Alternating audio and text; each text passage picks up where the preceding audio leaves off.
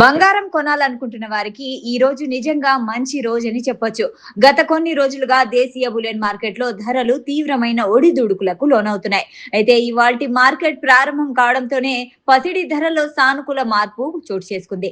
బంగారం ధరలు తగ్గుముఖం పట్టడంతో పెళ్లిళ్లు, శుభకార్యాలు లేదా పెట్టుబడి కోసం బంగారు కొనుగోలు చేయాలని ప్లాన్ చేస్తున్న వినియోగదారులకు ఇది గొప్ప ఉపశమనాన్ని కలిగిస్తుంది. మరోవైపు వెండి ధరలు మాత్రం ఎటువంటి కదలికలు లేకుండా స్థిరంగా కొనసాగుతున్నాయి. ఈ క్రమంలో జూన్ 19న 24 క్యారెట్ల స్వచ్ఛమైన బంగారం 10 గ్రాముల ధర ఏకంగా 3,650 తగ్గడంతో ప్రస్తుతం 1,45,860 వద్ద ట్రేడ్ అవుతుంది. అలాగే నగల తయారీలో వినియోగించే 22 క్యారెట్ల బంగారం ధర 3,350 తగ్గి 1,33,700 వద్ద కొనసాగుతుంది. ఇక ట్రెండీ ఆర్నమెంట్స్ కోసం వాడే 18 క్యారెట్ల బంగారం ధర కూడా 2,740 తగ్గి ప్రస్తుతం 10 గ్రాములకు 1,09,390గా నమోదైంది. బంగారం ధరల్లో తగ్గుదల కనిపిస్తూ ఉండగా వెండి ధరల్లో కూడా పతనం కొనసాగుతోంది.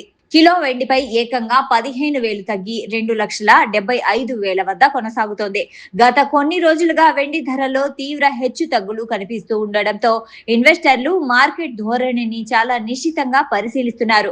పారిశ్రామికంగా, పెట్టుబడి పరంగా వెండికి ఉండే డిమాండ్ దృష్ట్యా రాబోయే రోజుల్లో ఇందులో ఎలాంటి మార్పులు ఉంటాయో వేచి చూడాలి.